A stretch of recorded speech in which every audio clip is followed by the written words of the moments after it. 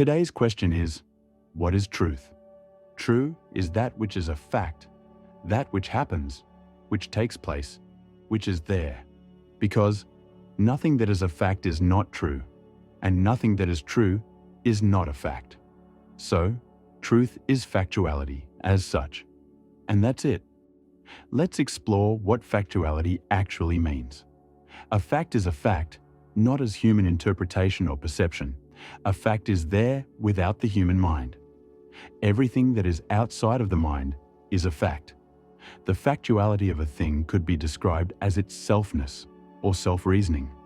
After all, the reason for all things before the human reasoning is the thing itself as and in its singular thingness. The reason of a thing never lies outside of the thing. Strictly speaking, a thing has no meaning. If there is no mind that gives it a meaning, there is only the thing in its selfness. Can the human mind see facts, the selfness of things?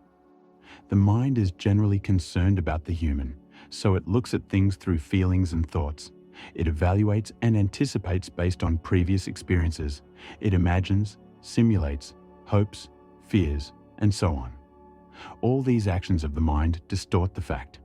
The mind creates a subjective objectivity. Its own truth becomes more important than the truth outside, the truth of the thing. So, to actually see the truth of a thing, subjectivity must end. As long as there is subjectivity, there is no actual objectivity. To see the truth of the thing, as opposed to the truth of the mind in the thing, the mind has to stop reasoning, thinking about the thing, and just observe it. Subjectivity ends when thought ends, and objectivity ends when thought starts, as the act of thinking negates the act of looking, and therefore factuality is such. Truth cannot be thought, only seen.